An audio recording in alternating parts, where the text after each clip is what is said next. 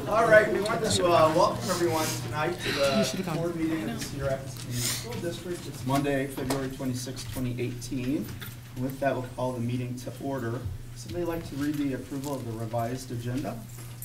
I move that the revised agenda of Monday, February 26, 2018 Board of Education meeting be approved as set forth, and that each item is considered ready for discussion and/or action. Is there a second? Second. And this is a roll call vote. Director Jacobo. Aye. Director Borcherding. Aye. Director Jansen. Aye. Director Anhalt. Aye. President Laverty. Aye. Great. Next, we'll go into our public hearings. We actually have 4 different public hearings, which we'll do all together. Public hearing for the sale of district vehicle. Public hearing for Hiawatha, Nixon, and Pierce Elementary School roof improvements, bid package 1. Public hearing for Kennedy High School and Van Buren Elementary School roof improvements, bid package 2. And public hearing, Polk Alternative Education Center chiller replacement project. Laurel, have we received any comments from the public about any of these items? I have not received any comments about any of them. Is there anyone from the audience that would like to address the board about any of these items being held in the public hearing time?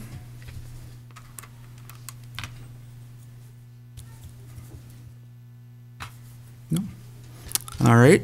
Seeing none, we'll go ahead and close the public hearings. Next, we'll move on to superintendent's report. Turn it over to you, Dr. Buck. Great. Thanks, President Laverty. So a few weeks ago, I shared with you that Pierce Elementary was nominated for a Healthy Estate Initiative Award. I'm pleased to share with you now that on February 15th, they were announced as a winner. So the award recognizes Pierce for its accomplishments in creating a healthier school. Leading this work is Pierce teacher Matthew Brems and the district's health and wellness supervisor, Stephanie Neff. Some noteworthy accomplishments at Pierce include an annual PTA walkathon, which encourages kids to be more active while raising money for the school. This fundraiser has raised more than $10,000. Smarter lunchroom guidelines have been implemented, resulting in students making healthier choices during school lunch. Students are also willing to try new foods when offered. Road work was recently completed to increase safety on the main street leading to the school, which included the addition of bicycle lanes. Also, bike racks are now available at the school. So Jamie Haberl, Iowa's Healthy Estates Initiative Executive Director, said, "The work Pierce has accomplished is remarkable, and their commitment to creating a healthier environment for students is inspiring." So Pierce has been awarded $5,000 to build upon this momentum and continue to make additional improvements that will benefit students for years to come. On Wednesday, February 14th, McKinley Middle School received a $500 grant for the Grizzly Cove Food Pantry. The grant is provided through Farm Credit Services of America. Working Here Fund, and will help purchase food for the Grizzly Cove Food Pantry, including fresh fruits and vegetables. The school's food pantry offers students a variety of healthy foods from which to choose. Students can even take some foods home to their families.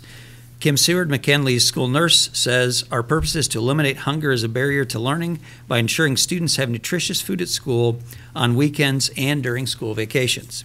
On average, 25 students visit the food pantry each week, and we appreciate the important role of McKinley's food pantry to help break down the barrier between hunger and academics. Workplace Learning Connections hosting the 2018 Planning for Your Future event on March 6th.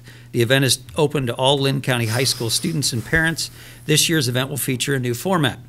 From 5:30 to 7:30, students and parents will attend up to 4 25-minute sessions to learn about careers, scholarship opportunities, resume writing and interviewing tips, and how to navigate the last years of high school. And from 7 to 8 o'clock, organizations will be on hand to meet with students and parents about post-secondary options related to college and universities, apprenticeships, the military, and future employment. So this event is a wonderful opportunity for our families to explore the multitude of pathways available to students and supports our district's future-ready vision. And finally, recently I had a chance to attend a anti-violence rally, and I even had a chance to say a few words at that. As you likely know, we already take a variety of actions related to security and safety, but we are going to form a work team to investigate the topic of safety and security, so you'll be hearing more about that soon. Thanks, Dr. Buck. Are there any board reports tonight? Jennifer. I have a few. I was able to continue with some tours as a new board member. I've been able to tour around different areas, departments in our district, and also at schools. I was able to tour with Kenwood Leadership Academy and went on some wonderful student-led tours. Some of our student leaders lead those tours, which was fantastic. It was great to see the work that they're doing there. It was great to be back in the classroom, so that was fun. Also was able to meet with the accounting department with Shelley Lusky and her team here at department, and they are doing a fantastic work. Fantastic work. Lots of work and a really good team, strong team there. Finally, I was, and my family were one of 1,126 registered attendees who attended the 2018 Lynn County STEM Festival that was at the Kirkwood Learning Extension. It was pretty great. It was pretty great. We are big science and math enthusiasts at our house. It was really wonderful. There were over 60 exhibitors that were presented there. Tara Troster, who is the district curriculum facilitator for career and technical education, did a great job to make sure that district was represented there. We had from Johnson STEAM Academy, Kenwood Leadership Academy, Metro STEAM, and their FTC and FRC teams were there. So that's First Robotics. So there was a whole room that was all district robotics. It was pretty cool. They had their own room and lots of hands-on stuff. Kids got to go into simulators where they could paint automobiles, and there were just a lot of really fantastic hands-on opportunities. Was really proud of the opportunity to go and of the way that the district was represented by our different schools and programs were there. Also had a chance to learn a little bit about our academy program that we have with Kirkwood. So that was really great. Awesome. Thanks, Jennifer. Are there any other board reports? Gary? I'm reading your mind here. Yeah, Yeah. Some legislative updates and report and lobbying. First of all, I think we all received a note from Lou Finch in the UEN about contacting legislators about Senate House File 2235, which has to do with the testing assessments. It's going to be heard in the Senate subcommittee tomorrow. It was passed out of the House. We need to have a test, and the problem is it's going against the recommendations that was established by a subcommittee of the House, of the legislation to look at it on an assessment. They picked a different assessment and so on, and that was, as we know, under some legal, under the court system. One of the fears, I think, of UEN and myself would be that if it's awarded, we could see another lawsuit which could put us again in limbo and not having an assessment. We need to have an assessment that it's aligned with the Iowa Core and also aligned with the SSA in order to ensure that we get the federal funding. So it is somewhat of a mess right now. UEN is lobbying for against passage of House File 2235. On another note, during IASB exec board conference meeting last week, heard that the 455, for equity, what is moving through is a 1-year assessment or only for 1 year, which makes it very difficult for most districts in order to hire personnel and so on an iffy 1 year. That's a transportation? The transportation equity, right. I believe it's 455. They're talking, our lobbyists talking with representatives. They said one of the reasons they didn't want to do anything longer was it would give them the ability to be able to increase the percentage. mic drop, and that goes then with, I guess, my next topic is the real fear of what we're seeing with the huge tax cuts. I know when I lobby, and I think most of us, when we talk to legislators, they say there's only so much money, we'd like to give you more. And here's one more way of making that pie smaller to in the long run restrict. We are all right for this year. I do thank legislators for not cutting K-12. Unfortunately, it didn't hold with the community colleges and the higher ed, which are suffering and will suffer. We're still waiting to hear exactly what the number what is. they will do Yeah. with it. Yeah. So my fear really is we may be safe now, but what happens in the long term, particularly when I go now talk about a next item, I don't think it's too early to start talking about legislative priorities for next year, particularly in light of what's happened in this country in the last couple weeks. I would look at that we write some legislative platform that would look at safety within our schools. We could use maybe some information, Dr. Buck, that we get from the committee, but I'm also looking at generating a few areas that strengthening mental health services obviously is one, providing funding for security measures, and not arming teachers. I think that should also be part of how we move forward with it, along with common sense gun legislation. But I know IASB will be looking at in the next few months for legislative items, and I think we should start working at least on some tentative platform ideas. And the last is lobbying day, UEN, next Tuesday. I'm willing to drive. I can take 5 people comfortably.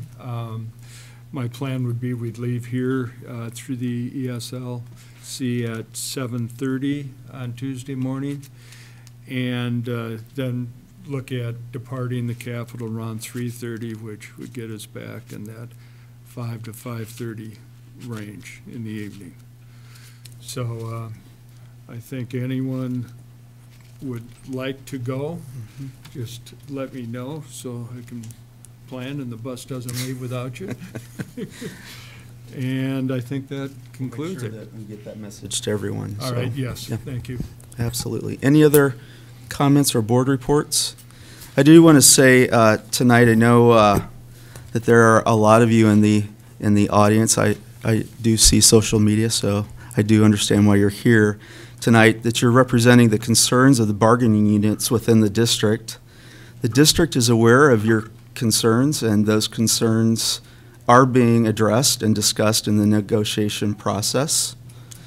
I want to assure you that the district is bargaining in good faith in its contract negotiations with all of its bargaining units towards the end of reaching mutually negotiated contracts for all of you. So I just want to let you know that we're aware of your concerns, and we are working hopefully together on those mutually negotiated contracts. So thank you for being here. It does mean a lot to many of us. All right? So with that, I'm going to move along to communications, delegations, and petitions. And when we do the communications, delegations, and petitions, many of you have been here before, but we allow up to 5 minutes each. We'll call your name. If you could approach the podium and make sure that the microphone is adjusted so you're speaking right into the microphone.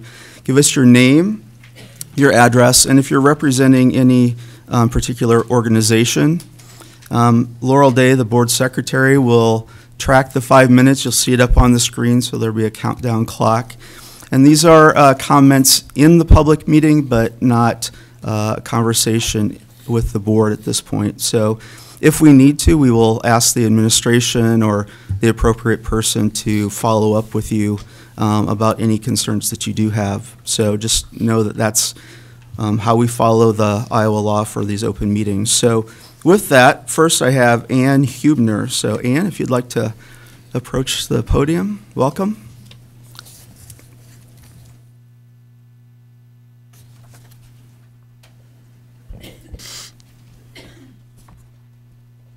My name is Ann Hebner. I live at 390 Ascot Lane in Robbins. I come to you tonight to address you as a teacher in this district for the last 18 years of my 28-year career in education. I represent my colleagues, both fellow teachers and support staff, in hopes of convincing you to support negotiating a legally binding contract that includes all of the permissive items under the state's new collective bargaining law, in lieu of a handbook like was presented to us in Dr. Buck's opening proposal statement. A legally binding handbook, a non-legally binding handbook that can be changed at any time without representation and can be interpreted differently by administrators at different buildings, resulting in staff members being treated unfairly. We have bargained in good faith for 40 years. Why stop now? In these troubling times in education, this is not what teachers need to worry about. But the main reason I come to you is as a member of this community that you serve, and to educate this community's members about our school district's treatment of staff in contract negotiations. This community needs to know that the teachers who educate and care for their children may start a new school year feeling uncertain about their working conditions with no contract to protect their rights. The teachers who huddle in dark corners of their classrooms and comfort their children during lockdown drills as they play horrific scenarios like what happened in Florida last week in their minds, while they're trying to think of ways to save your children's lives. These are the same teachers who were working at school on this Saturday morning last spring. They were working in their classrooms with me. They were working or they were volunteering to teach or attend a class on best practices in reading instruction, as this photograph of Hiawatha Elementary School that spring morning shows. This community needs to know that the secretaries who welcome you when you come into the school each time and who are a front line of defense were offered no contract. The community needs to know that the paraeducators who support teachers and work closely with some of the most troubled students that we serve may not be offered a legally binding contract. This community needs to know that the bus drivers and attendants who ensure that their children are transported safely to and from school may not have the security of a contract the next school year. The nurses and health secretaries who care for their children when they are sick or injured face the same uncertainty. So do the food service workers who prepare breakfast and lunch for their children, the custodians and groundskeepers who work tirelessly to keep the schools clean and safe may not be offered the security of a contract either. This community needs to know that the Des Moines School District offered a multi-year contract extension before this unjust law that stripped your public employees of their bargaining rights went into effect. The Des Moines superintendent stated that they wanted their teachers to feel secure in their jobs as this unjust law was sorted out or repealed. It is my hope that this district will reconsider their offer, like the Iowa City School District just did, and offer to negotiate a contract with all permissive items in it. As one of the largest school districts in this state, we need to be a beacon of hope by treating teachers and other staff with dignity and respect by sitting down at the bargaining table with them. I implore this community to get behind us, to support us in our contract negotiations. Contact the superintendent and the school board members on behalf of your children that you entrust to us every day and ask them why. These dedicated people deserve a legally binding contract that includes all the permissive items under the collective bargaining law.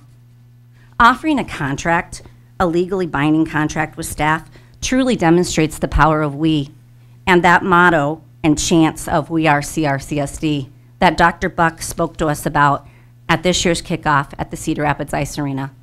Negotiating a contract with staff goes a long way to repairing the relationship between the school building staff and the district office while improving staff's morale that Dr. Buck also spoke to us about at last year's kickoff at Kingston Stadium. Thank you so much for listening And thank you so much for supporting us.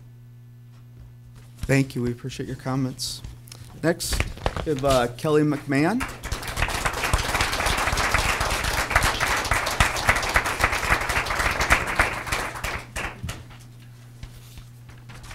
Hello, welcome. Good evening. My name is Kelly McMahon. I live at 5508 Dostal Drive, Southwest Cedar Rapids, Iowa 52404. Good evening, Director, President, Director Laverty, and Superintendent Brad Buck, and the rest of the board. Sorry, I'm very, very tired this evening. As I want to take this opportunity to thank Superintendent Dr. Buck and Director Humbles for giving up their weekend this past 4 days to take a little adventure to Milwaukee, Wisconsin to attend the National Education Association's Institute for Community Schools. We were able to be joined on this wonderful learning opportunity with John Tersey, who's the Executive Director of the Boys and Girls Club. Gosh, I can't even think. Jennifer Carstensen, who is an ELL teacher at Hoover Elementary School, Clint Stone, who is a principal at Hoover Elementary School, one of our most amazing parents, Manoush Bandulbule, who is a parent of a student, but also helps interpret and translate things for our family so we can work collaboratively together. It was amazing opportunity to learn more about great potential and possibilities for the students of Hoover Elementary School, and we thoroughly enjoyed the opportunity to work with such a diverse group of people together to figure out what can we do to improve the learning outcomes as well as the neighborhood and the school of Hoover Elementary for our students and our families, and really make sure that we are a beacon of hope. The nice thing is that so much of it aligns with what we're already doing as a district with the HRS and Marzano work and culturally responsive practices with the intercultural diversity inventory work. But the excitement that we had, going back to my building today to help out with kindergarten and preschool registration, is just like I have to bite my tongue because I can't say anything until after we meet as a staff. But the excitement that was in there to work together with so many people, the district and the association, parent groups, community groups, working together to move forward in a direction that's going to do what's best for the children and the families of our community is so powerful. And we have to work together in order to be able to do what's best for the children of Cedar Rapids. So I just want to say thank you again for taking your time and joining us with this amazing adventure that we're about to embark on for Hoover, hopefully. So thank you. Thank you, Kelly. We appreciate that, and we did hear good things about the experience. So, all right. Next, we have Chris Kronbaugh. Chris, if you'd like to approach the podium, welcome.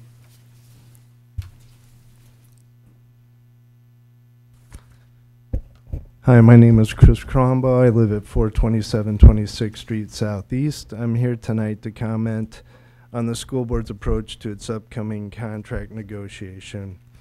I'm asking you to think individually and not as a block of group thinkers.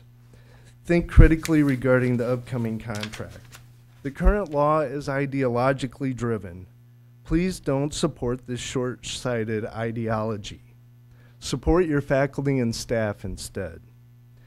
Getting rid of a binding contract and using a non-binding employee handbook of policies is completely counter to building and developing trust. Being bold as a board would mean not striking language on working hours, professional development, grievance procedures, hiring procedures, leaves of absence, employee evaluation, health and safety, and many other aspects of working conditions.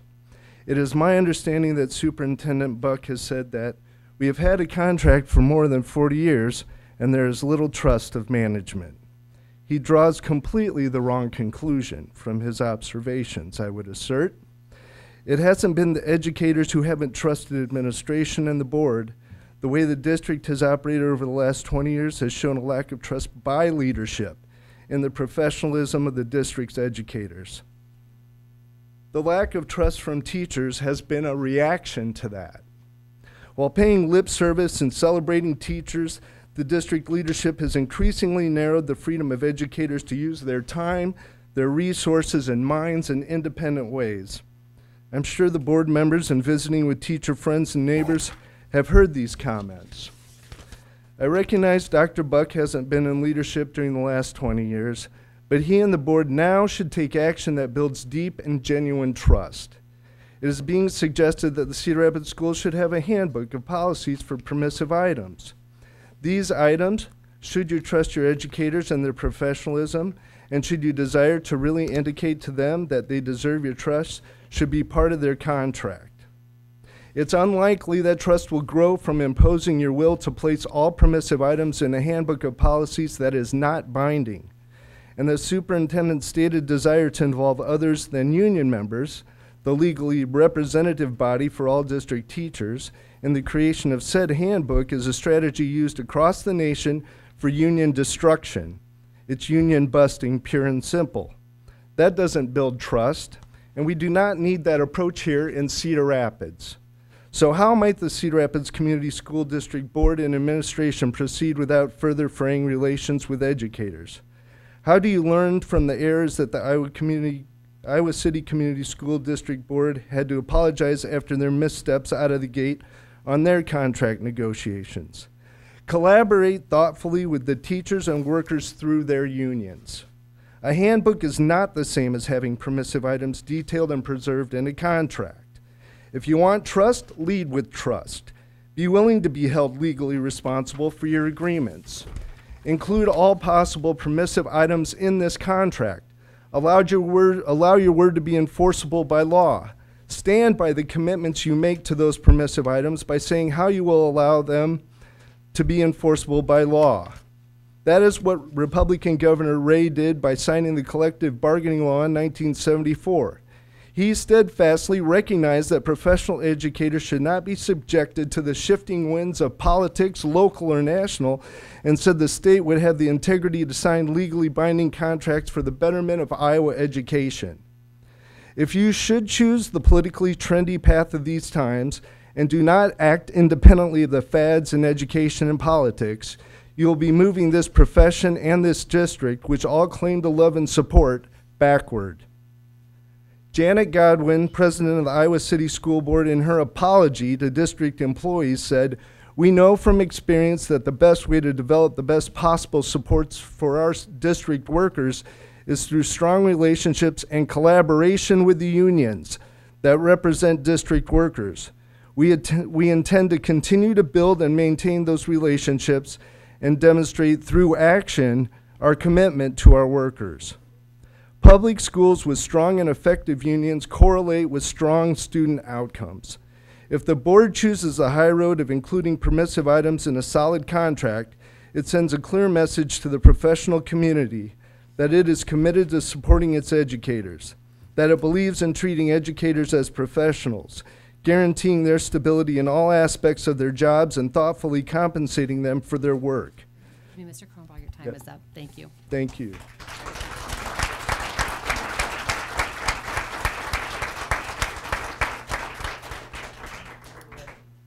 Next, we have Kara Asmussen. Kara, hi, welcome.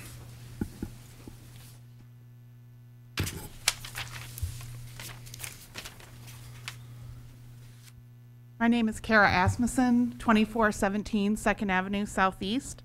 I'm a language arts teacher and a department chair at Kennedy High School. This is my 20th year teaching, all at Cedar Rapids. I have been attending school board meetings regularly since last spring after the results of the climate survey indicated staff morale was alarmingly low. I attended 2 of Dr. Buck's listening sessions as well as listening sessions in with our building administration. In the introduction video to the high reliability school framework, Dr. Buck did recognize that employees, quote, don't feel appreciated and valued. He described school employees as, quote, overwhelmed, frustrated, and working very hard with troubling outcomes. He speaks the truth. The HRS framework, we are told, wants employees to feel safe, to know that their perspectives are valued, and to provide experiences of collaboration in our professional relationships. I appreciate the honesty about the current climate and concerns teachers have. I am watching with great hope as our district works to address these issues. However, I do not understand how stripping our contracts builds a foundation of trust. How do we feel safe? These changes do not appear to be collaborative. That is why these people are here. I don't know that I trust a future handbook committee as being a secure place for employees to have the voice and impact on decisions. Please follow the lead of the Iowa City School Board and do not change our contracts. Continue to build the trust that we lack. And for those of you here tonight, please reach out to your teachers, to your school board members, and to the district and let them know that you have support for the Cedar Rapids employees. Thank you.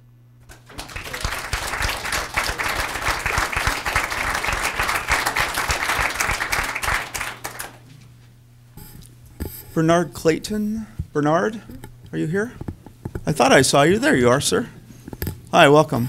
Welcome and good evening. Yeah, good to see you. And citizens of Cedar Rapids. Well, the first thing I think. I want to ask you to pull the microphone up a little Excuse bit. me. There, My you're name tall. is Bernard Clayton. I There you live go. at 1604 6th Avenue Southeast. I am a member of Teamsters Local 238. I'm a former union steward. I'm also the vice chair of the Iowa Democratic Black Caucus, and I'm a founding member of One Strong. I want to be found or One Strong. First thing I would say on the school safety thing, the first thing would be to teach conflict resolution. That would make your school safe. And also invite the CDC and the Cedar Rapids to do a study on violence, but that was fought against very much, and I'm sure y'all could do it. Now, the main thing I'm here to talk about is when I was a kid growing up in school, all the teachers would really celebrate when they got married. I could never understand this, but I figured it out later. We had a model in this country where we hired females to be teachers. Once they got married, they didn't work no more. That was a great thing in terms of saving labor and not having longevity in the workforce. We don't live in that world no more. That world is gone. So what we need to do is we need to respect them as professionals, give them a contract. By the nature of education, education is a labor-intensive endeavor. Can't get away from that. That's what we do in education. And there ought to be ways, y'all got lawyers, y'all can talk to the lawyers, talk to your lawyers, and find out ways that you can skirt around the unfair law that the state has placed upon public employees. None of you sitting up there would want to be under such a law. That's what needs to happen here. And I'm hoping you showed courage when you voted to change the schools. This time y'all need to show some more courage because your people need to know that you depend on them. These individuals deal with our future. They have our future in hand. Our cultural and economic future are in the hands of these people in this room. Anybody who's going to come to open a company up here in this town is going to know how good is the education here. And hopefully our public education will be of such a level that people want to come here and learn. Yes, there are kids that got problems that need more work. I know that. I was one of those kids, in full disclosure. But we really need to invest in our people. And you need to do it. You need to step up and take it. And by the way, all of us standing here, including the school board, what needs to happen, all y'all need to go to Des Moines and talk to our Republican legislature. Because at this point in time, our very public education system is under attack. If our public education system is dismantled, we are going to have problems that we don't want to have. Everybody can't go to private school. And I don't know what we're going to do. I mean, as we going now, we simply ought to just close up.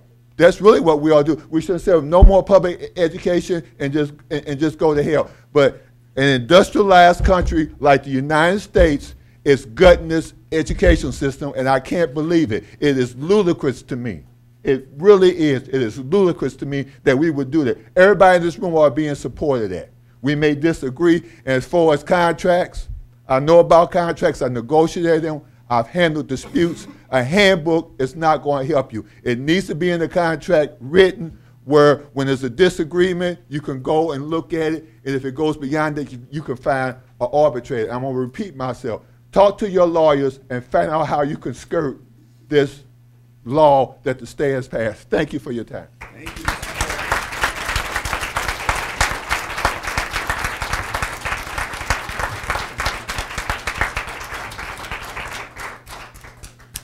I want to thank all of you that spoke to the board tonight, and all of your comments are duly noted, so thank you. Next, we'll move on to the consent agenda. Are there any items in the consent agenda that board members would like to pull for further comment or clarification? You guys don't leave. There's a lot of other really good stuff going on. Oh, okay. All right. And you didn't invite me. Okay. All right. Anything else? All right. Seeing none, is there a motion to approve the revised consent agenda? So moved. Is there a second? Second. A roll call vote. Director Borcherding? Aye. Director Jansen? Aye. Director Anhalt? Aye. Director Jacobo? Aye. President Laverty? Aye. All right, thank you so much. Next, we'll move into board governance. As we talked about during the facilities master planning process, and I believe as you all have seen, we have an agreed upon memorandum of understanding with the City of Cedar Rapids. Let's see if I can get to it here. That lays out how we will work together with the city on a task force study committee to understand the needs of the city, its stakeholders in our communities and neighborhoods, and that of the school district related to our core neighborhoods and their sustainability.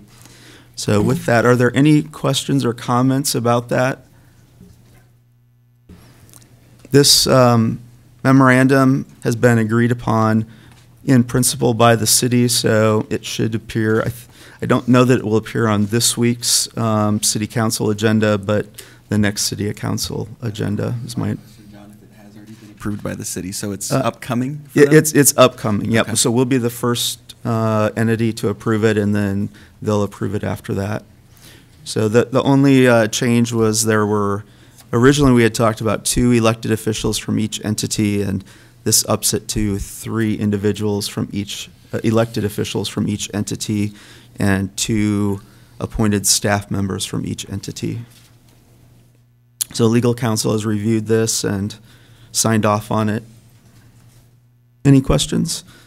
All right, this is a voice vote, so. John, sorry. Oh, I'm sorry. No, I'm just looking, when we're talking about 3 elected appointed officials, are those to remain constant, or is there the opportunity for those of us who aren't appointed for that to be able to go in and listen and experience the?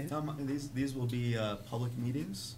So anybody can go in and. So I'm just talking about how because, we have the issue of quorum, because of us being the elected officials, maintaining a certain number. Am I right, Laurel, that we have to stay underneath a certain amount at these public meetings for, So under 3 or under for us, Right. and it needs to be 4 or under for the city council. So just, once we start talking about the appointment, how we will be appointed, what kind of opportunities we will have to be able to participate. The question, as I understand it, would be, Yes.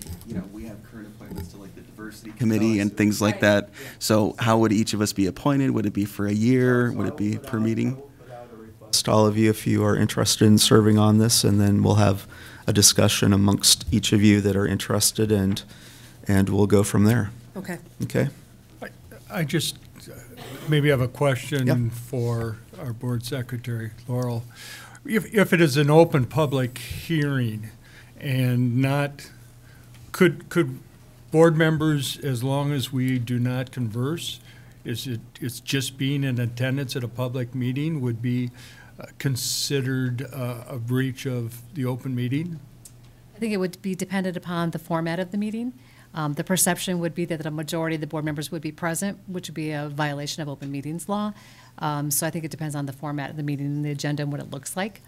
I would be very cautious about more than 3 attending. I think that about the details of that, though, in terms of presenting it. I mean, if we need to present it as an open meeting on our dockets, we can certainly consider doing that. So maybe we can ask IASB and legal counsel, I think, if we have options there. You'd also want to check with the city of Cedar Rapids. Yeah. I guess I would like that clarification too, not just for this particular, but for other particular events. If there would be that 4 members present, we would need to publicize that. Okay. All right. So I will follow up with all of you and find out what your interest is, and we'll clarify those questions. All right. So this is a voice vote. All of those in favor of supporting us moving into this memorandum of understanding with the City of Cedar Rapids, please signify by saying aye. Aye. Opposed? Any abstentions? The motion passes. Thank you. Next, we'll move into our work session, and we're grateful to have our school bus consultants with us tonight to talk about the elementary transportation study results. And with that, I'll turn it over to Steve Graham. Thank you, President. Thank you, President Laverty, Board of Education, Dr. Buck. We have Phil McConnell and Griffin Scott with school bus consultants. As you know, back in December, the board, you approved a contract to have school bus consultants do a study on the transportation impact of having fewer, larger neighborhoods, going from a 21 elementary school to a 13 elementary school blueprint. I think that it's important to note that this is not a report on boundaries that we have before you tonight. This is a report on looking at the impact, and the assumption is that our students, our elementary students, are attending one of the 13 elementary buildings that is closest to where they reside. So no boundaries, simple impact on transportation at a 1, a 1.5, and a 2 mile, which is the current state requirement of 2 miles, what those impacts would be. So without further ado. Excuse me. First, I'd just like to say thank you to the Cedar Rapids Board Administration. Some of you folks may know that we've worked with Cedar Rapids in the past, so certainly, you know, we always appreciate, you know, being able to stay involved with your community. Also, just want to thank the administration. We can't do a study of this type, you know, without your input in local knowledge. So again, thank you. Okay, so let's go ahead and move ahead. So today we're going to be going over first what your current transportation system looks like to set a baseline for comparison for all of these changes. And then we'll be going into the facility planning changes, first looking at student reassignment. So like Mr. Graham was saying, we'll be assigning students to their closest school up into a certain, that school's facility capacity. And then students would be assigned to the next closest school and so on. And then we will be going over the eligibility distance changes, so the walk zone around the schools. Right now you have a 2 mile boundary, and we're looking at moving it back to 1.5 miles or 1 mile, and just looking at the impact of that and the cost of that.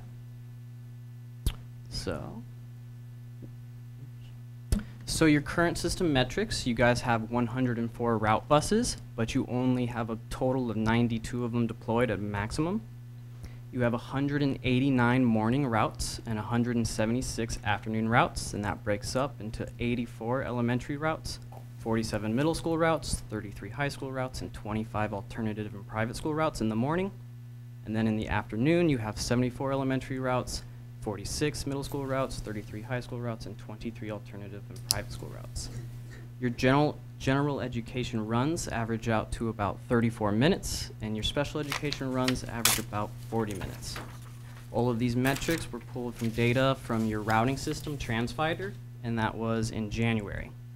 Also, if anyone has any questions during this, please stop me and just go ahead and ask.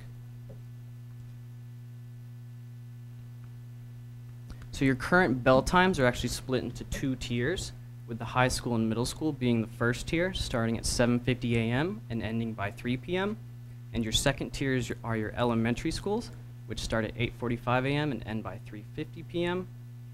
Your costs for the fiscal year of 2017, your net transportation cost was $6,835,092. So that means your cost per bus for the 2017 year was $65,722. And that's just a simple estimate. And Griffin, that includes the cost of the private school transportation as well? Yes, sir. Okay, all right. Mm-hmm.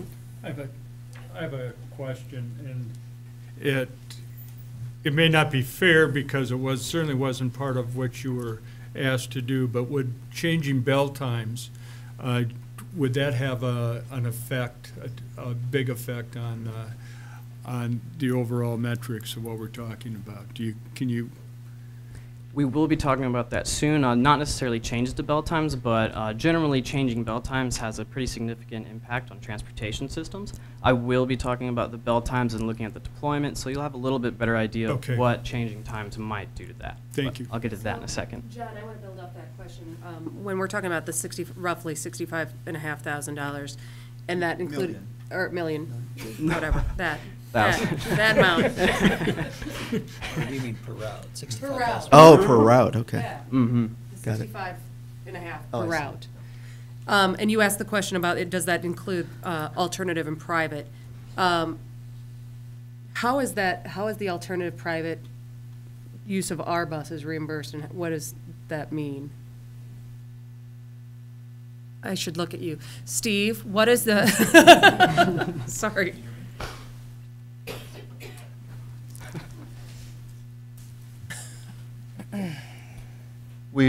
The Cedar Rapids Schools has long provided services to the Metro Catholic schools, and we also have parent reimbursement costs associated with what we spend in our transportation department, which would continue regardless of whether we have 21 elementaries or 13 elementaries.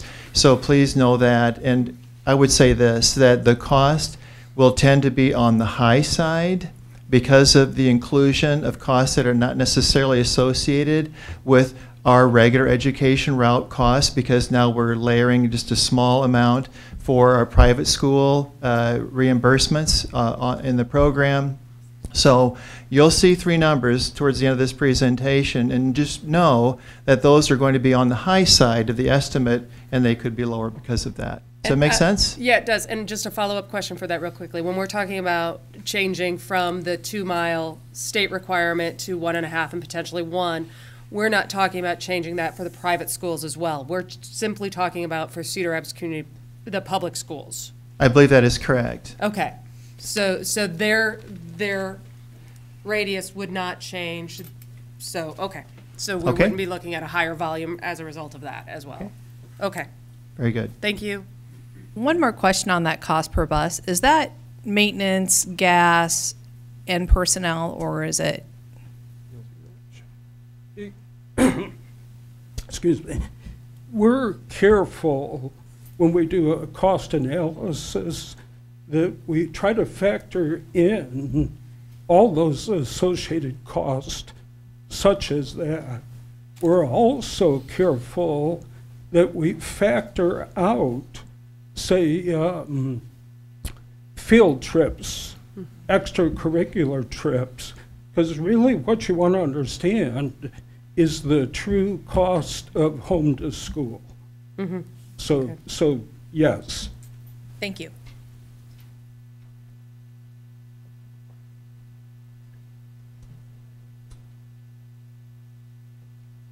So here we have a model of your current bell times. Really what you should take away from this model is that you have about an hour between your tiers.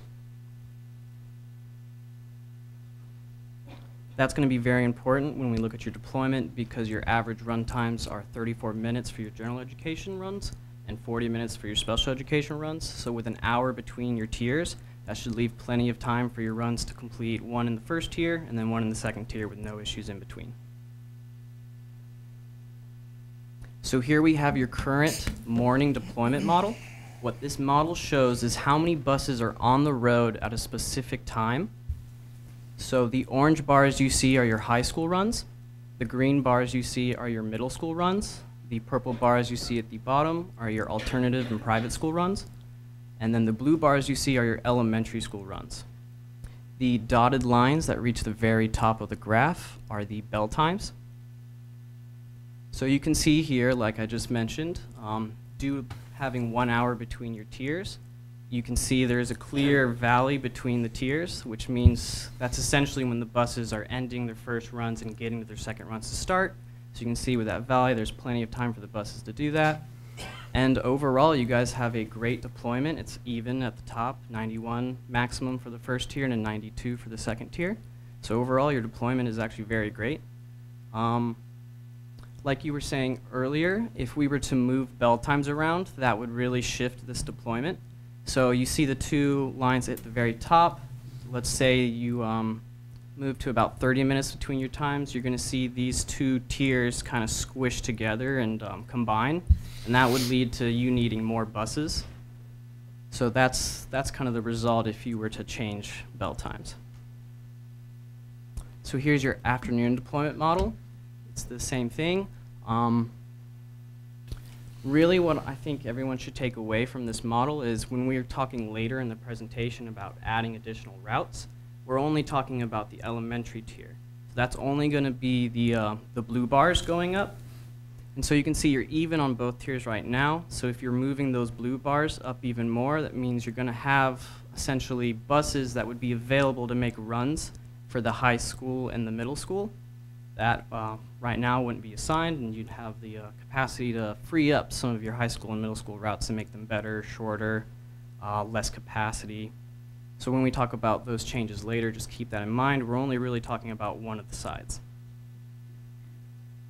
So I want to go back. You said earlier that we have 104 buses and 92 deployed on routes. Is that an intentional keeping of 12 buses not in a route, and do we determine that based on the number of students per bus? I believe most school districts like to keep about a 10% spare bus ratio, so I believe that's what that is. Okay, and so that's built on capacity for buses as well? It can be a variety of things. So you're trying to finish your end of the day routes, and then you need buses for field trips, and there may be crossover in time. So this is the actual route bus conversation, but there are need for buses outside the route buses, and sometimes those times overlap. So you do need some number of extra buses. There's maybe a bus is in need of repair, so yeah, there's just running that about 10%. It's typical, 10 to 15. Okay. Okay. Thank you. I want to go back to my question about bell time, because what I heard is not maybe what I heard from you. What I heard was fluctuating the start time by a few minutes. What I was talking about is actually flipping elementary and secondary, flipping those two groups, having the elementary start at a younger time, at an earlier time, than the other. Would that still have that impact? So right now, looking at your two deployment models as they currently are, I don't think there would be that big of an impact to your transportation. Like I said, it's very clear in the morning deployment, having that valley there really gives you plenty of time between your tiers. So if you were simply to just switch the bell times, I believe you would have the same type of valleys in between, which would indicate you would have plenty of times for runs in between. Thank you for the clarification. Okay, so let's go ahead and look at the impact of the potential facility planning changes. First, we're going to be going over the decrease from 21 elementary schools to 13 elementary schools. First, we're going to be reassigning the students from the 8 closing schools to the remaining schools. We'll be doing that by proximity. So like we said, students will be assigned to their closest remaining school and up until the point where that school is full, and then we'll reassign them to the next closest school after that.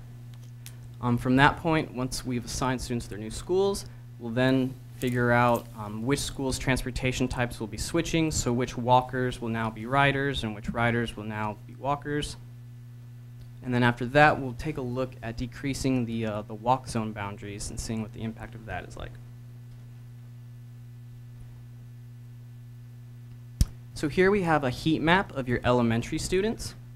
You'll notice there are teal dots, and those are the dots of those are the remaining schools, the schools that will be staying open. And then you have yellow dots, and those are the schools that will be closing.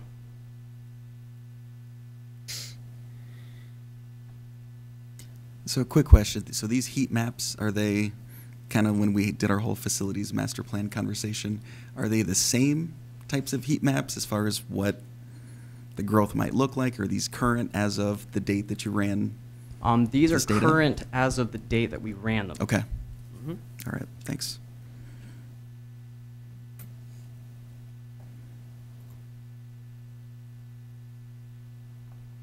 So here's a breakdown of all your elementary students.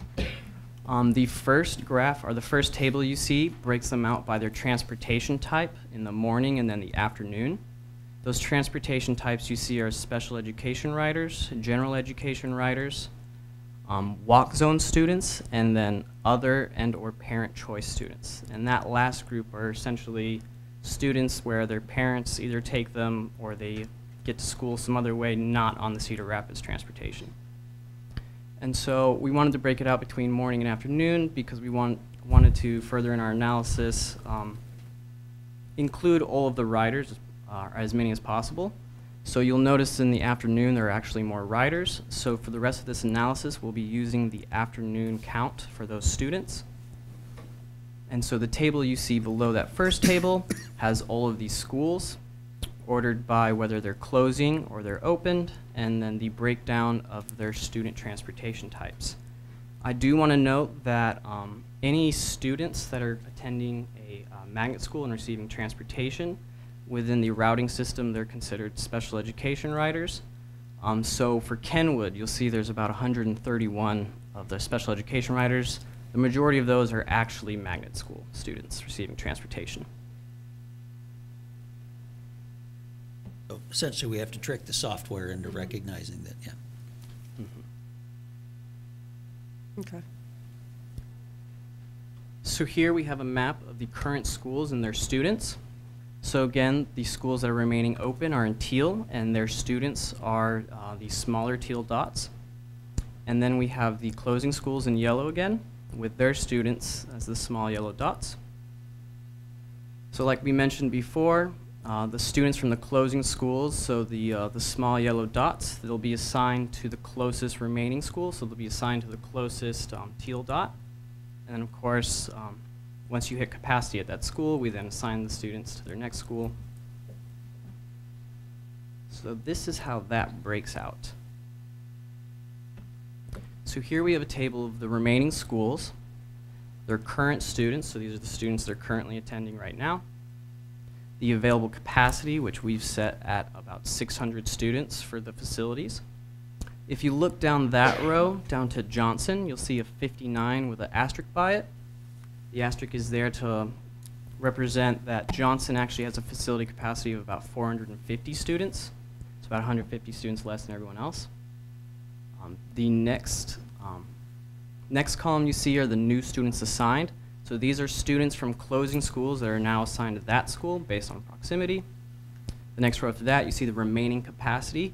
We tried to not fill up every single one of the schools to 600, give it a little bit of room. So you can see there that the majority of them are up to capacity, except for, I believe it's Pierce and Viola Gibson, and that's really just due to their location. You'll see in the very top of the map, you'll see Viola Gibson kind of off by its own, so there's not really any closing schools that are sending any kids there. And then you'll see Pierce right in the middle between Wright and Hiawatha. And you know, really there's no closing schools to send kids there, so that's why those two schools just so happen to not have as many new kids, or kids from closing schools be assigned to them.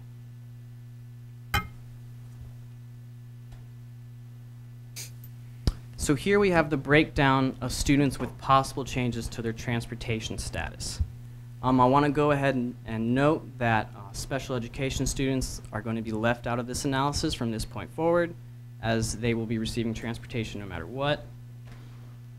So here we have a table of the remaining schools, their current riders, and then their current riders within 2 miles. So those are riders that are in the walk zone boundary. So these would be your students that are paying for transportation.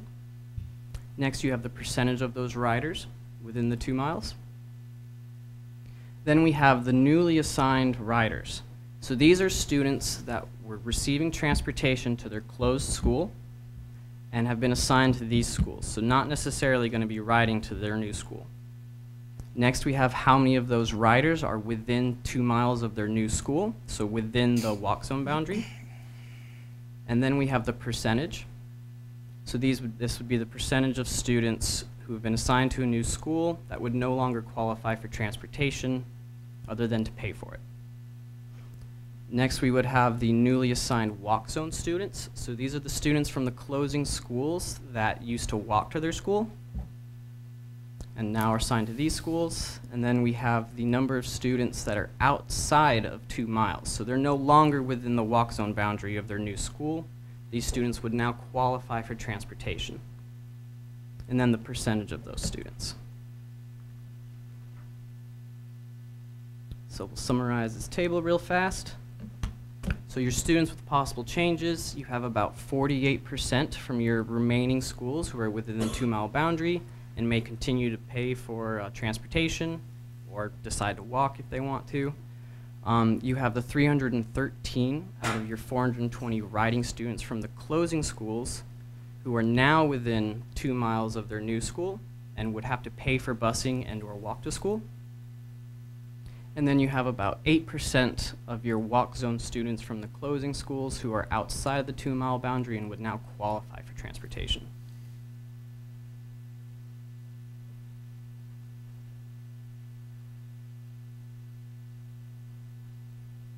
Okay, so let's look at the changes to eligibility boundaries. So what you see here is Coolidge Elementary with its 2 mile eligibility boundary split up into 3 zones. The blue zone you see is 0 to 1 miles away from the school. The purple zone you see is 1 mile to 1.5 miles away from the school. And the red zone you see is 1.5 miles to 2 miles away from the school. So these boundaries were all created using a network, a street network. So these are all through the streets. And then the dots you see with the corresponding colors are the students that reside in those boundaries.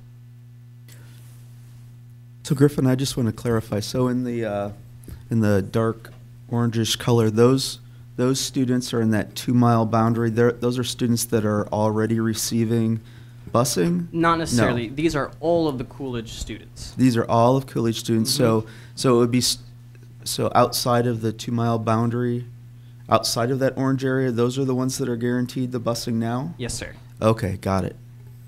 Thank you. Mm-hmm.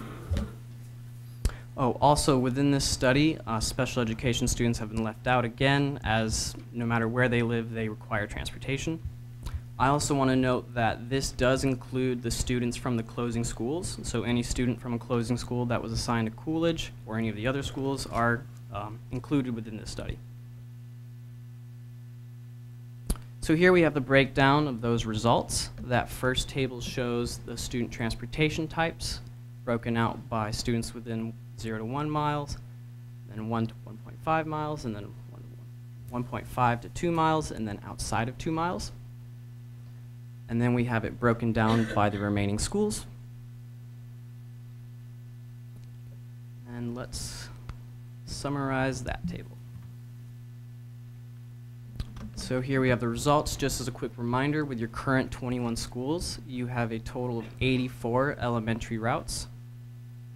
Now when we go down to 13 elementary schools, but we stay at the 2 mile boundary, so we're not moving it back or anything, we still have about 160 walk zone students and 731 other / parent choice students who would qualify for transportation.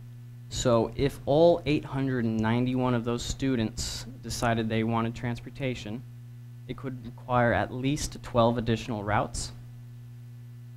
You have 313 of your riders from the closing schools that are within their new school's 2-mile walk zone boundary. So if all 313 of those students decided they wanted to walk, you would have a possible reduction of 4 routes. So with both of those in mind, you'd have a potential addition of 8 routes, which could cost you around $525,776 with a new potential total of 92 elementary routes. So this would just be closing all your schools, but no changes to the eligibilities. So you may recall when this conversation was underway, Steve, I've heard him say 2 different numbers at different things, somewhere between $500,000 and $600,000 in additional costs for this model. So the good news is the costing that Steve had done and the costing that they've done independently, we arrive at a similar number in terms of the potential additional cost with the new model, leaving it at 2 miles. Is that fair to say? And, Yep. and remind me, what is our percentage of students that are currently eligible for transportation outside the 2 miles that take advantage of that? Because this is assuming, you know, the numbers, if I'm reading what you have right, that's assuming that that would be 100%, and aren't we at, wasn't it at less than 50% that of people that are eligible that are actually in the elementary school taking advantage? I think so. It's about, I think it was close. Do you remember, Steve?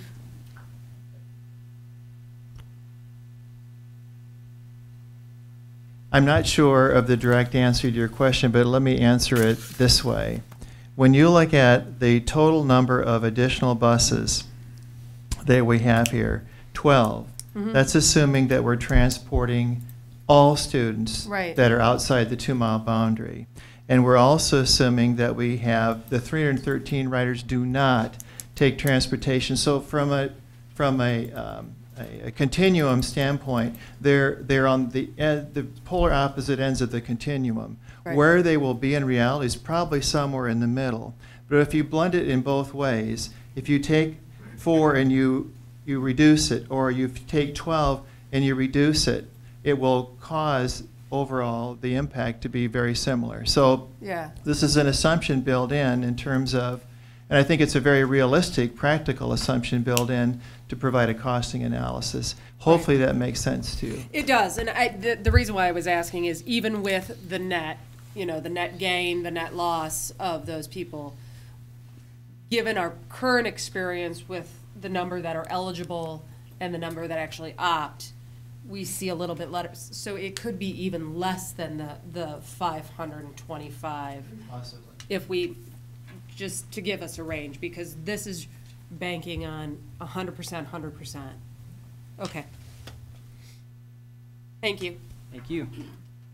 So if we were to actually change the eligibility boundary to 1.5, so move it back, you would now have 416 walk zone students and 1,081 other/parent choice students who would now qualify for transportation. So again, if all 1,497 of those students wanted transportation, it could require at least 20 additional routes. You now have 201 of the riders from the closing schools are within their new school's 1.5-mile walk zone boundary. So that would give you about a possible reduction of 3 routes. So with those together, you'd have a potential addition of 17 routes, which would cost around $1,117,274, with a potential total of 101 elementary routes. I have a question there. Is that $1,117,100,000? Is that taking into consideration that we're going to have to buy additional buses? Because if we're adding 17 routes and we only have 12 buses to spare, it does. Correct. Okay. It does take into account the new. Okay. So that, and would that also, that increase also allow us to have that 10% extra, that 10% flux? Excuse me, it does. Okay. Yeah. Thank you. And every one of these options is built on the consideration that we're keeping the travel time at 30 to 40, 30 for regular, 40 for special ed. That's why we're not just increasing capacity on buses, we're increasing routes to be able to maintain that 30 to 40 minute time frame. Exactly. Okay. So that, those buses would be an initial one-time expenditure, so that overall cost wouldn't be per year going forward, with a life expectancy of about 10 years maybe on buses. What we look at is a depreciation of the life of the bus. We don't look at a bus as when we buy new, $75,000 and zero the second year. We look at $75,000 over, and our buses are running about 15 years. They really are. So you're taking it, I'm not sure exactly what your depreciation schedule is, whether it's a 10-year depreciation schedule or less, but there's a depreciation schedule built into that cost. So when we talk about a cost per student, it is the wages and benefits, the fuel, it's the repair, and it's the actual capital acquisition cost of that school bus depreciated. So it's very, very accurate.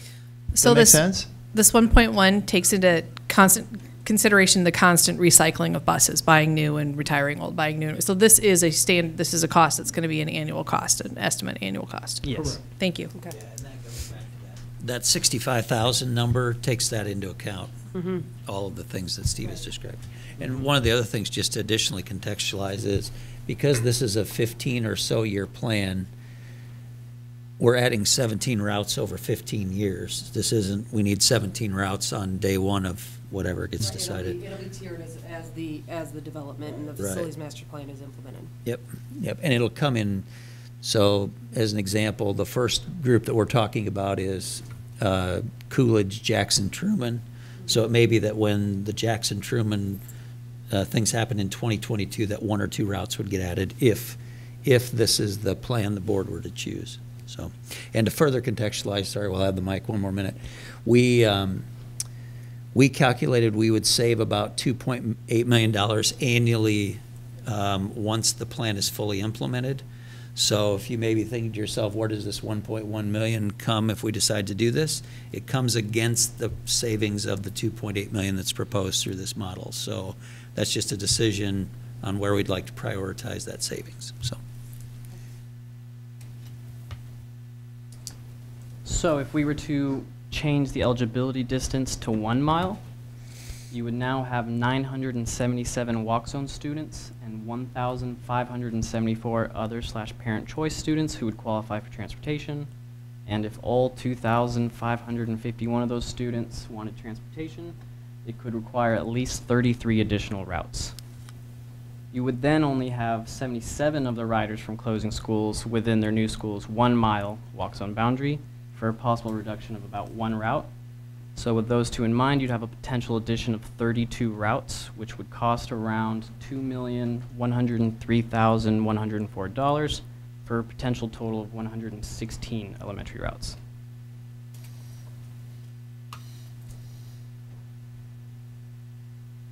Questions? I just want to put this in context, too, of the facilities master plan. So when we talked about annualized savings on that facilities plan over the 15-year period, we're talking about $3 million, some odd dollars? Yes, it's at $2.8 to $3 million range that we have. I think 2.9 is a good number. Okay. So when we look at these numbers, we knew that the $500,000 was pretty close to where we were in current state, which was a great estimate on your part. Thank you. The a little over $1 million gets us to 1.5 and 2 million. And this would be coming out of those savings that we were talking about, the $2.9 million annually. Is that correct? Yes, absolutely. Now, there's a little nuance here because we have a capital cost that's associated with the PEPAL fund. And it is, I don't know the percentage of that total average, but that additional $525,000, let's just say that $200,000 of that was related to PEPAL for the acquisition of buses. The general fund then would pick up $325,000. So the actual general fund cost is compared to this general fund savings concept of $2.9 million. So now you're comparing an apple to an apple, $2.9 million in general fund savings against, in this example, $325,000 of general fund additional costs because we have to pay the wages and the benefits and the supplies, which is a general fund expense. Does that make sense? It does. So that clarifies a lot. I'm wondering if we can get more of an estimate of that for these 3 different levels at some point moving forward. That How much of it is? We certainly can. We'll certainly follow up on that. And I think Kristen's point too, it would be helpful to get the exact percentage where we are currently with the students that are choosing to ride, even though they're eligible, how many are actually choosing to ride, and again, giving us a little bit of information to help extrapolate it into these other plans might be useful. So, other questions or comments?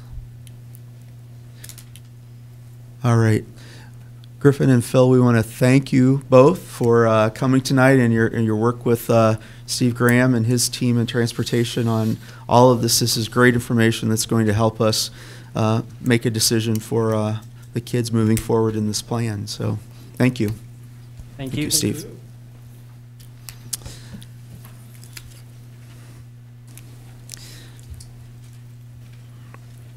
Next, we'll move into our second item in the work session, which is discussion of the seclusion and restraint recommendations from our task force that's been working on this. And Wendy Parker, we'll go ahead and turn it over to you and your team that are here tonight. Thank you.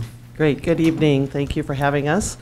First, I want to introduce my team here that will be helping to present. This is Barb Trujillo, I just said it wrong. We just practiced it. Who is a parent, Center Task Force. Then Jocelyn Hanna, who is one of our behavior facilitators. Dawn Embretson, who's one of our associate directors for special education. And Julie Jensen, who's a regional administrator for the AEA. Also have some other members of the task force that are here. If you just sort of raise your hands, you're here to support us. So I want to start with just a little history. Oh, there we go. What the purpose of our work was. This started last summer with some conversations around where are we with restraint and seclusion in the Cedar Rapids School District. And basically we found ourselves in a position where we thought we needed more information, and we wanted to pull a group of folks together to pull that information. Basically our purpose was to provide guidance on the effectiveness and appropriateness of the use of seclusion and restraint in the Cedar Rapids Community School District. Membership, we had 5 parents who I want to first comment and thank on their participation. It takes a lot of bravery to come into a group like this and to be honest and transparent. And so I really want to thank their participation. We could not have done this work without them. We had teachers, general ed teachers, special ed teachers, building administrators, central office staff, community members, including representatives from Mount Mercy and Unity Point. And then we also had Grantwood AEA representation. We had about 22 folks on this committee. We met 7 times. One of our meetings actually took place at a elementary school at Grant. We actually looked at a safe room, went into the safe room, saw what it was like to have the door shut. And our statement of finding is we believe that the appropriate use of a safe room enables students in a crisis to safely de-escalate. So we do see a purpose for safe rooms in our district. Seclusion and restraint should be used only as a last resort when a student is in imminent physical danger to themselves or others. We recognize the need for accurate documentation and vigilant oversight that ensures the safety of our students. Our goal is to reduce the use of seclusions and restraints in the Cedar Rapids Community School District while ensuring the safety of students and staff. We recommend that the following actions be implemented by the beginning of the 2018-19 school year. So each of these folks is going to take a section of our recommendations. And you can ask questions as we go along, or we'll definitely have time for questions at the end. Sounds great, Wendy. Thank you.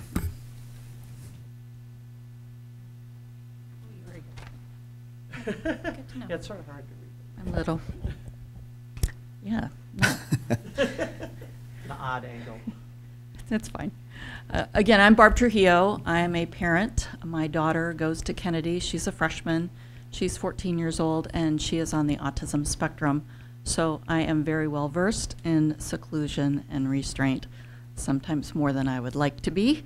But I was very pleased and honored to be asked to be part of this task force. I felt very, very valued and I hope that all the parents of special ed and some of the neurotypical parents read this report, because I think it was very well thought out and very, very proud of our work. So, thank you, Wendy.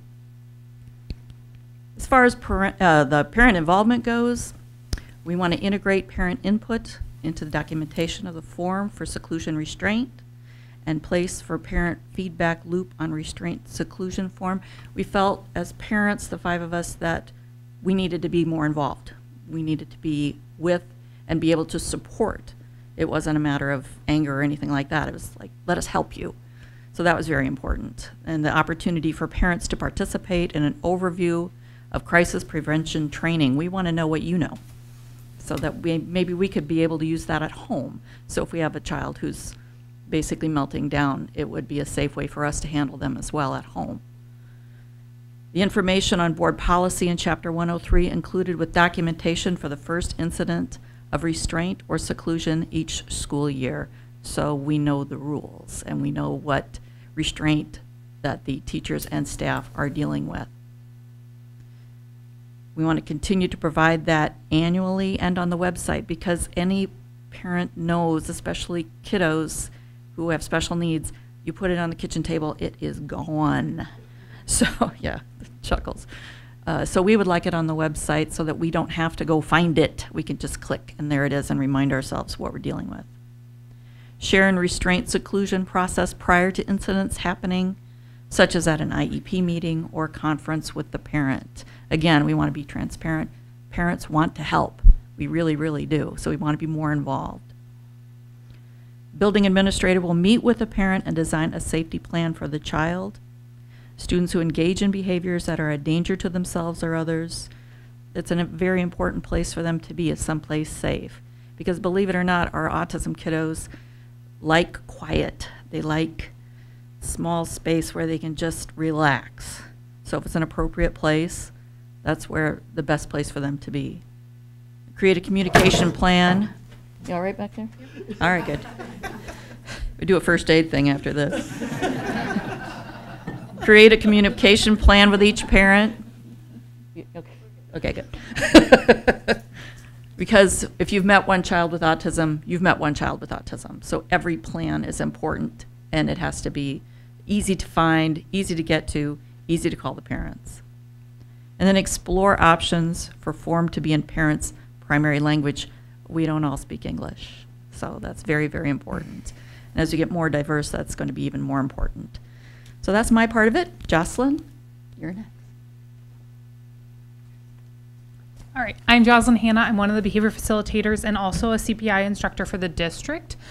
We really also talked about documentation and what that documentation form looks like and how to communicate with families. So we really looked at, explored how can we make this form electronic so that we get more accurate data quicker instead of having to input all of the data for just that quicker, more accurate data.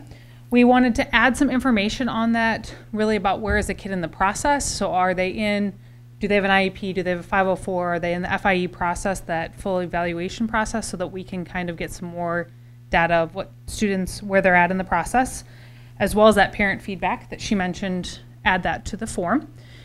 We want to make sure that we're documenting the outcome of that incident. So is the kid returning to the classroom? Are they going to a more restrictive setting? Were they sent home? Was there suspension? So that there's more data on that form. And then we also want to define for parents the acronyms that are used on that form, as well as remove some of the language that's not parent friendly. Some of it is very much in CPI language in that Crisis Prevention Institute.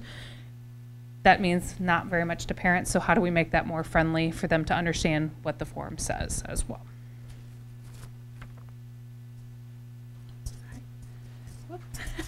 As we were doing our work, we realized too there's some systematic improvement that needs to happen as well.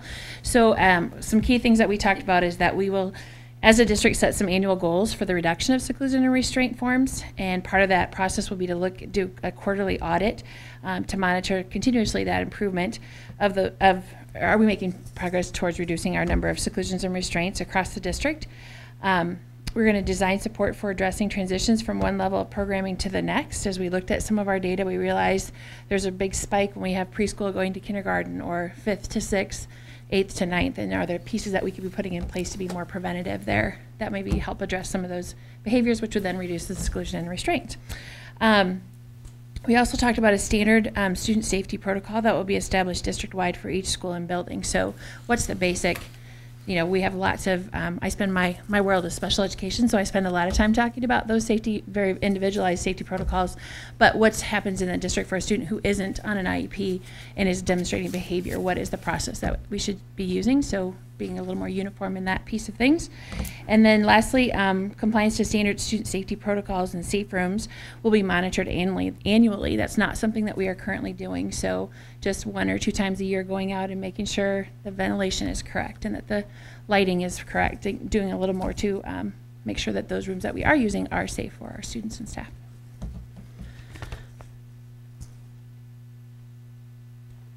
Good evening. As Wendy said, I'm Julie Jensen, Regional Administrator with Grantwood AEA. And before I talk about the professional learning, I just want to compliment and thank the district. The collaboration with Grantwood AEA and our partnership is just really valued. John Zimmerman, the other regional administrator, and I both are on executive cabinet, and we just thank Dr. Buck and his whole team for the partnership that we have. And an example of that was Wendy giving me a call in July and saying, I want to be proactive, our district wants to be proactive, and we want to get this task force going. Will you help facilitate? And I said, absolutely. So the last piece of the recommendations came in the professional learning and training piece. And we talked about making sure that we have a clear definition of seclusion and restraint, using the material that the task force studied from the Hanover Research, which is out of Arlington, Virginia. And that research company we use a lot at the AEAs as well. Then we also talked about, with that professional learning, that de-escalation and understanding the state law. That's a key piece. As Grantwood AEA staff, we know that we support districts in that federal and state laws, and that we want to make sure and help with that implementation of that. And then also thinking about and working on the training in the trauma-informed care.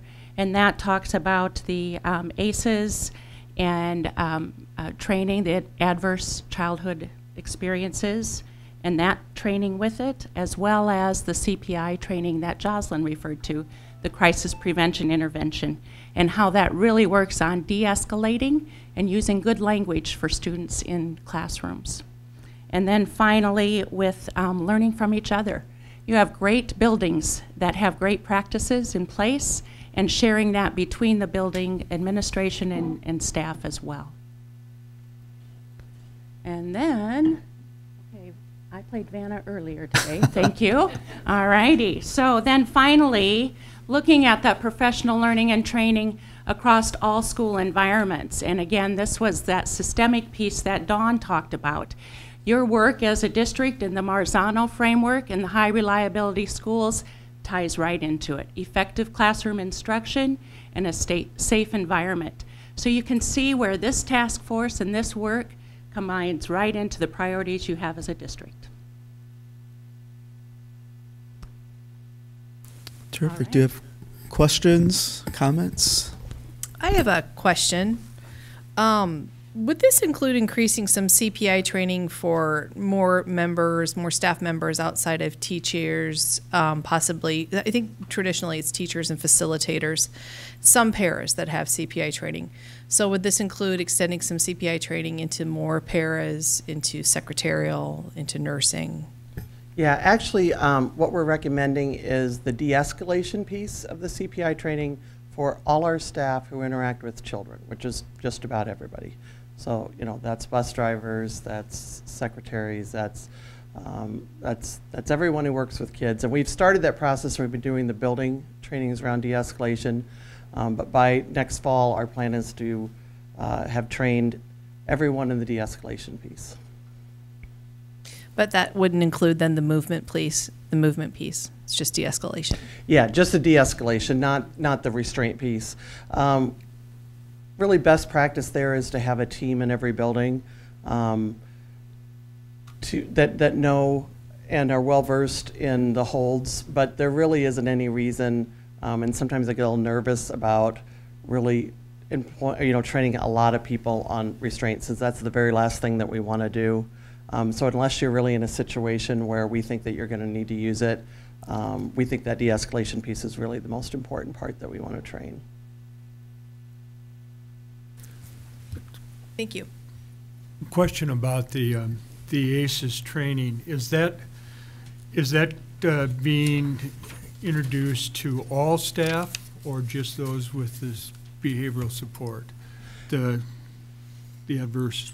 At this time, we actually haven't made a plan for exactly how we're going to roll out that ACES training. We have a group that's working on the implementation of these recommendations, and I think that actually that ACES training is something that will go beyond this recommendation, because I think we do it with some other staff. So we'll be working with CCT and our professional learning folks to determine who exactly needs that training, what parts of it, and how we're going to roll that out. Thank you. I have an additional question. The quarterly audits that are going to be used to monitor continuous improvement goals for decreasing seclusions and restraints, are those going to be based on individual IEPs, or is that going to be based on kind of a standard that's shared throughout the building? Both. We already have a system in place for students.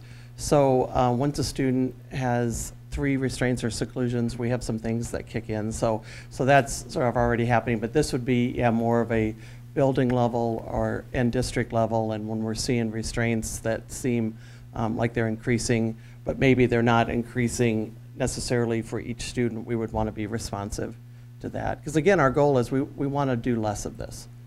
That was going to be my question. So this is going to, those quarterlies will then set forth a trigger and a response from you all, so that it's not just student-based the numbers increasing. Yes. If we're seeing schools or facility, just starting to have peaks and stuff. Okay. Yeah, absolutely. So I'm assuming we have some baseline measurements, and then we're going to add trainings. We do. Okay. Yes. so gotcha. Just want to make sure that we have an ability to look at some growth there. Yeah, we do. The only other question I had, by the way, thank you very much to everybody that was a part of this, is some interesting stuff to look at and read and to see where we're going as a district. When it comes to the discussions and the communications as the kids transition, that's one thing that Dr. Buck has been very vocal about, for not only for all of our students, regardless, right? How do we prepare them for the next step? Is there going to be a formal process, or is this going to be purely a PRN? I'm sorry, as needed. Medical background, sorry, I'm kicking in.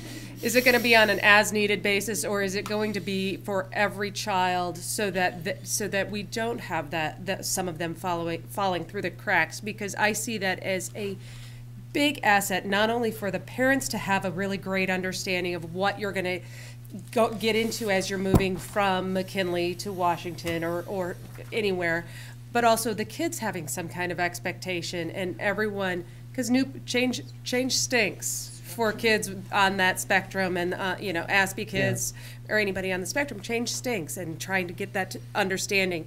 Will it be more formal, or will it be at the discretion of the teachers and at the discretion of the parents? Well, I think we'll have 2 tiers. We'll have that sort of standard that everybody gets, and then definitely for students with IEP needs, then we have that sort of separate meeting, that IEP meeting where we discuss transition. But do we need to amp that process up? Yes, we do. So there will be some more formal, at least counselor to counselor, some kind of interaction, whether it gets amped up to include parents and student. Yes. Okay. Yes. Thank you. This transition piece has come up in not just this venue, but other conversations we've been having. So. Absolutely. Yeah, Kristen, I mean, that's exactly it. That's what I was kind of wondering about, what that process actually looks like in the transition, or, as we're implementing, what I would consider, standardizing this process across the whole district. If you're a parent moving from elementary to middle school to high school, what does it look like? What are the expectations? And then timing-wise, what would be a good time to do it, right? Everybody's busy, back to school, so do you want to try to do it, right before school, summer before, mid-year, the year before, if you're in elementary, getting ready for that transition to middle school, like what all that might look like? And, it's going to be key to prepare those kids and those parents for whatever that building would be. Yeah, absolutely. That process, yeah. I think I'm excited to hear as this continues to develop. I really appreciate the work that you've put in, and I look forward to continuing to hear more about how we're helping all of our students and teachers to do this process, because knowing a student when you come in helps a lot. Yes. Wendy, one of the things, and Barb, I think you alluded to this a little bit, about some of our students really need that quiet space and that that more intimate type of space to really bring themselves down. And I've heard this from other parents, and I'm wondering, is this use part of the IEP process already? Is it formalized in our IEPs? And again, because I'm hearing this, I'm assuming that this is in research and some of the best practices. It's more than just anecdotal that this is the way to do this. Yes, although I want to make a distinction between that we don't use seclusionary timeout to shape behavior.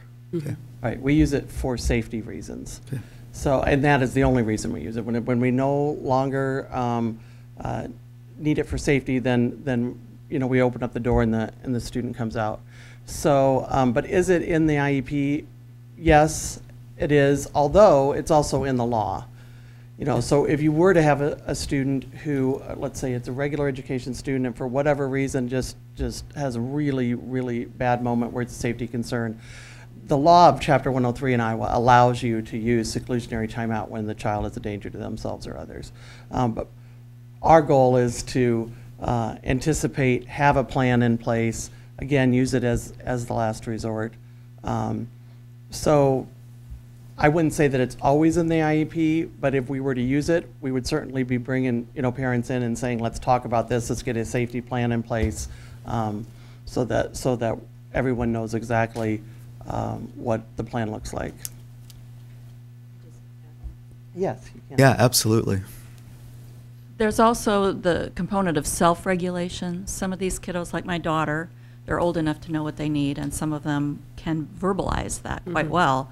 And they will ask to go to those places. I need to calm down. I need to be alone. I need time. So is that in Jessie's IEP? No.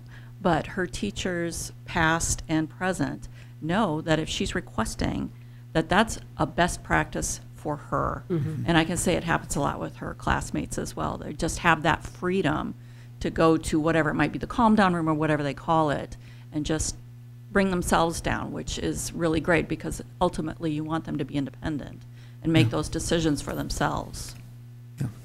Yeah, and in those situations that wouldn't be considered seclusionary timeout, because we wouldn't be, holding the door or, keeping them from leaving. That would be just a, hey, I've got a place that I can go to cool down. Okay. Just along that lines, are there also places that are just quiet places? It wouldn't have to be a safe room, but just a quiet place that Absolutely. That would be closer to proximity to the classroom, so much easier for, say, your daughter that wanted I need to have a quiet place. Yeah, most teachers in their classroom have a place, for students that they can sort of go, and sometimes it'll, have something around it so they can't see, so they'll, then again, we're not blocking their egress, but they're just able to sort of sit down and de-escalate and not be distracted. I wasn't a teacher here, but I worked with a teacher that had a bathtub in her room, and it had like blankets in it, and that was sort of the cool down area. Everybody loved to go to the bathtub. So one of the things too that I think about, so these students are generally mainstreamed into our traditional classrooms, and so we're doing that. So when we do get into a situation where we have some pretty serious behavioral outbursts or whatever it is, and we need to use the restraint and the hold. So you talked about sometimes like the teacher themselves may not be the only one that has to deal with this. You talked about maybe a team coming in. Can you talk to us a little bit about this team and how that works? 'Cause, again, I think about the other students in the room and them being able to continue, and maybe they learn something from this as well. But how does that all work? Yeah, all of our buildings have a CPI team of trained people, and they all have a mechanism by which they access it. You call the office or whatever, and those folks come. Generally, if we've got a student in a classroom with other students who is becoming a danger to themselves or others, we go ahead and just clear the other kids out, right? So that, one, for safety reasons, and also for the dignity of that child. Then our trained folks come in and work with that student. And again, one of the key pieces of this is that debriefing afterwards. So team comes in, has a situation, then we want to make sure we're debriefing and saying, okay, what happened? How do we prevent this next time? Was there a trigger? It's happening at sort of the same time of the day. It's just really and sometimes we will have students who engage in that kind of disruptive behavior pretty frequently, and sometimes it gets to the point that maybe the general ed classroom isn't appropriate for now until we do get things, because we wouldn't want students coming out of their classroom over and over again, because that would be disruptive to the learning environment for everyone. Okay, thank you. Other questions? Well, again, I think it's been said, but the entire board really would like to thank the whole task force and the parents, all of you that served on this. I mean, we're here to serve all kids. It's why we volunteer as board members, and we want to do what's right for all kids. And it's great to hear that you're having, a good experience, that we're trying to do our best, and hopefully we can continue to have that open dialogue. And from what I've seen with our administrators, they're willing to listen. And so keep that coming and tell us what we can continue to do better. And I think as a board, we'll try and revisit this maybe in another year or so. Wendy, give us a report on how it's going in the implementation. And it sounds like there's lots of data and training that's being put in place. So we'll, I think, love to hear about this in another year or so. Great, thank you. Yeah, thanks to all of you. All right. With that, we do have on our agenda a moment of silence, and I will turn that over to Linda Noggle, Director of HR in the district. Good evening. I would like to introduce Ann Faber, who will speak on behalf of Lindsay Brown with a moment of silence. Hi, Ann. Welcome. Thank you. Good evening, everybody. I'd like to ask the board to close our meeting in a moment of silence, or give us a moment of silence, as we recognize the life of our teacher, Lindsay Brown. Lindsay Brown passed away on February 8th, 2018. She began her career with the Cedar Rapids Community School District 5 years ago at our Bertram School. Through the years, Lindsay dedicated her time in building relationships with our students, thoughtfully putting lesson plans together, and making a difference in changing the lives of our students. Along with spending time with her family, Lindsay enjoyed hanging out with her fur baby Roy. Her biggest passion was reading, teaching others, and making her coworkers and others laugh. Lindsay is survived by her father, Paul Brown, mother, Angela Brown, sister, Megan Brown, brothers, Andrew and Noah Brown, nieces and nephews, Caleb, Carter, Madeline, and Savannah, and many aunts and uncles and cousins. As we observe this moment of silence in memory of Lindsay, let us remember the lives of the students and staff that she has positively impacted throughout her career as an employee of our school district. Thank you. Thank you. So if we could all just take a moment and remember Lindsay.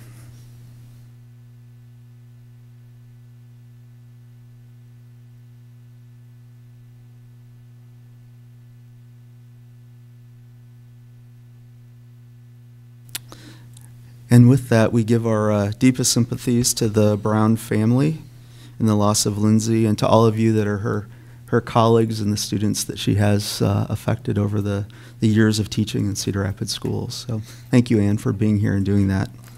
And with that, I'll ask the board to complete your evaluations, give us your feedback, and the meeting is closed. Thank you all for being here.